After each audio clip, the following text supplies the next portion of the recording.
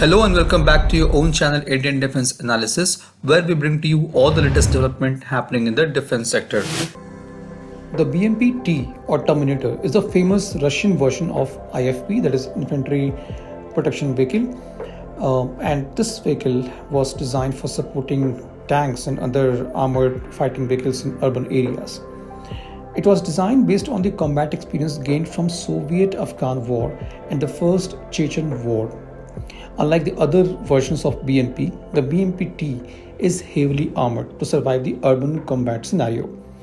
It is built on the chassis of the widely used T-72 main battle tanks. You can understand the level of protection of this vehicle from the fact that the weight of the vehicle is 48 tons, which is almost as heavy, in fact more than the T-90 tanks. The another interesting part of this vehicle is the integration of 4 anti-tank guided missiles with 2 anti-tank guided missile launchers on either side.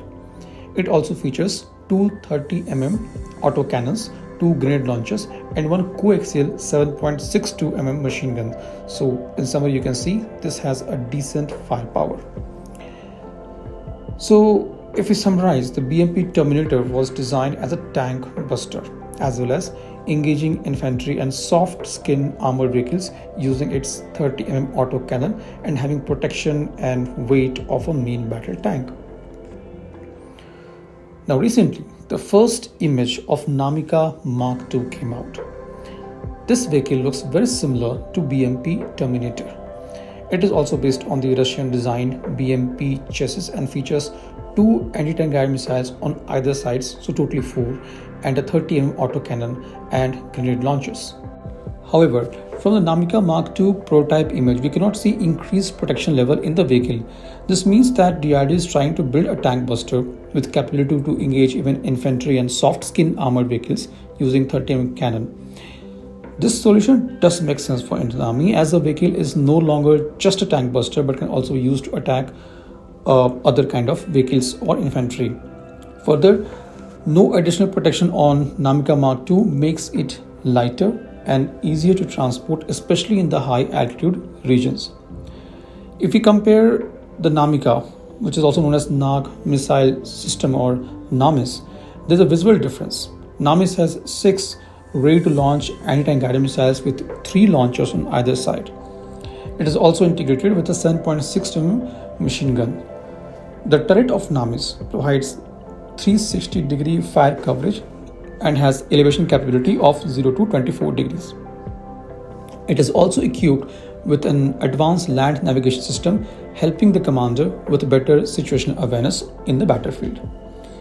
It features 2 compass electro-optical sighting system, one for the gunner and one for the commander, giving them the hunter-killer capability. Designed based on the Russian BMP chassis, the Namika II is going to be amphibious, which can drive up to a maximum speed of 64 km per hour on flat terrain and 7 km per hour in water, making it immune to water obstacles like rivers or lake, which gives it an additional capability to travel across the first stabilizing a defense perimeter with other BMPs of mechanized forces, while engineers build the bridges to carry the tank forward. So to summarize, the Namika Mark II will feature 2 less anti-tank guided missiles compared to its predecessor. We can also see a 30mm new autocannon and removal of 7.62mm machine gun in the Namika Mark II. While all this looks good, what about the induction of these platforms? Namika has been inducted but in very small numbers. In February 2021, the Defense Acquisition Council has given its acceptance of necessity for the acquisition of 13 Namika platforms. However, Indian Army needs more of these vehicles. China has built its own system similar to Namika called AFP-T10, integrated with HJ-10 anti-tank guided missile. This platform has been inducted by China in huge numbers. This could be a big challenge for Indian Army when facing these platforms against its armored column. While DRDO is working in developing Namika Mark II, it's also important that the Namika's existing version should be ordered in considerable number to counter Chinese and Pakistan's tank. This was today's update. Please let us know your views on this in comment section.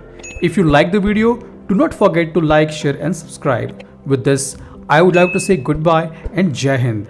We'll soon back with more interesting and amazing development happening in the defense sector.